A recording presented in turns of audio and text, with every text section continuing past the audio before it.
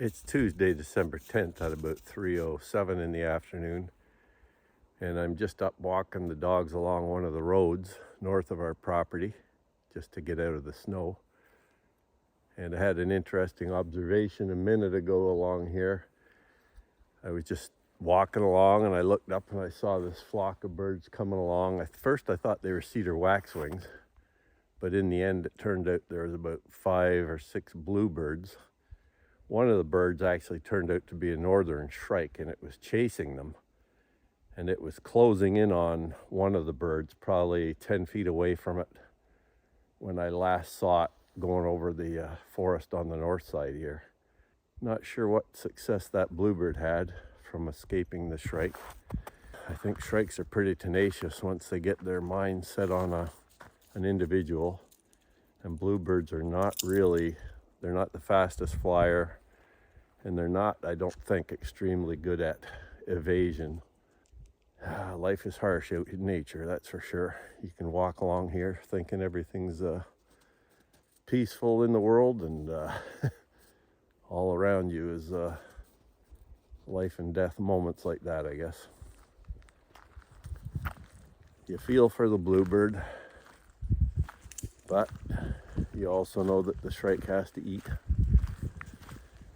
That bluebird and shrike sighting brings back a memory from a few years ago.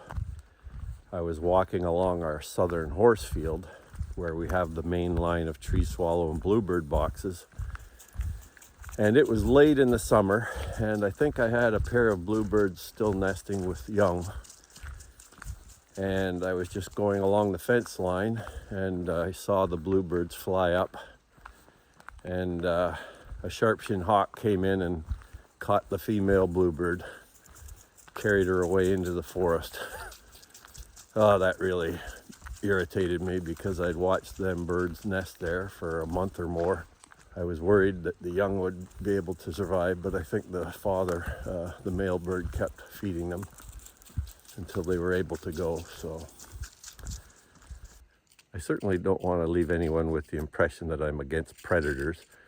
Having worked as an ecologist or a biologist virtually most of my life, and having studied wildlife since I was a kid, I certainly understand the relationship between predator and prey and how necessary predators are to help control a lot of the populations of species that might get out of control in a lot of cases, like mice and different rodents and things like that, insects, all those types of things. So they play a valuable role in the ecosystem, but I guess I just get a definite feeling of sadness when you sometimes witness something being killed or taken out like that in nature.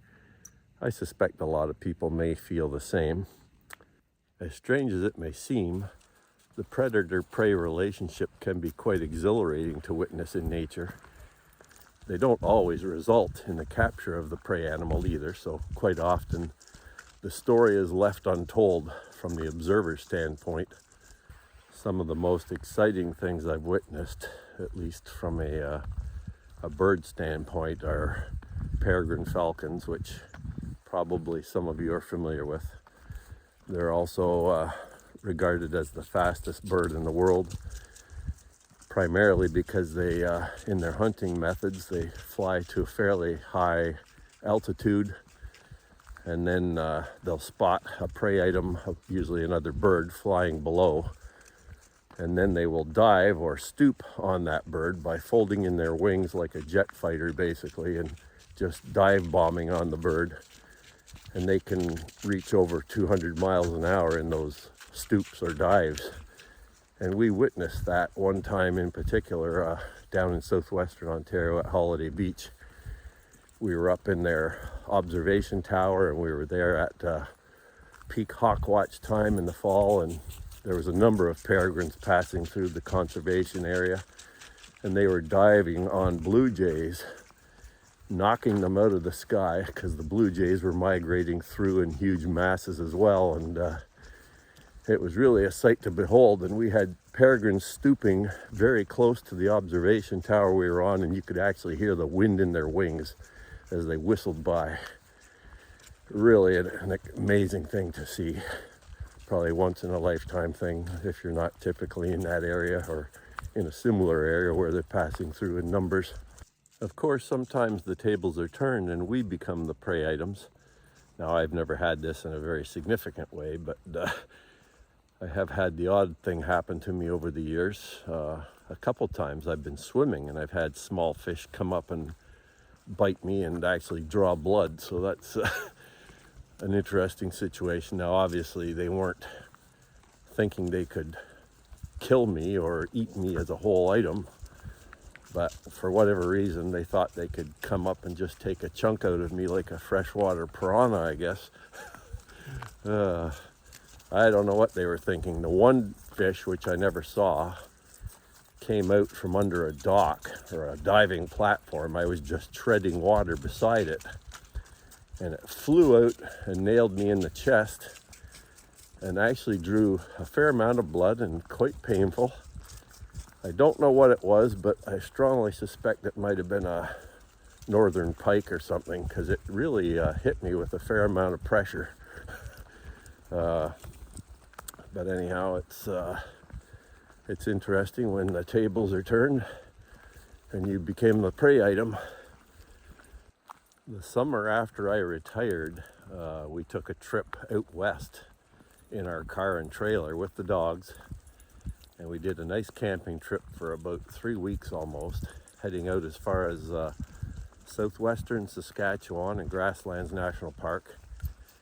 But on the way, we stopped at Riding Mountain National Park, and we had gone for a hike on one of the trails there that one of the park rangers there told us about, and he had mentioned that there were quite a few bears on the trail, so we were quite aware of that, but we decided to go on the trail anyhow, and that was quite an interesting experience, because while I see bears occasionally on my hiking in this area, there they were seemingly almost numerous. I guess they were out eating the acorns at that time of the year as well, but along the trail we saw a mother with 2 cubs and I think 2 or 3 other bears on this fairly short 3-hour hike or whatever, and the whole feeling along much of that hike was very eerie, because we're walking through this low area of forest with overhanging shrubs and bear scat everywhere and with 2 dogs too. Probably not the best situation. Bears and dogs don't always get along. Now obviously we had them on leashes, but that was a time when I felt quite uncomfortable at times, just not knowing what we were going to encounter. I've been meaning to do a video about that trip, and maybe I will, but predominantly all I have are slides, though I don't really have much in the way of videos from that trip. I wasn't into videos yet. Well, it's almost 4 o'clock, and as you can see, the fog is starting to roll in. If I zoom in up there, the fog gets more obvious.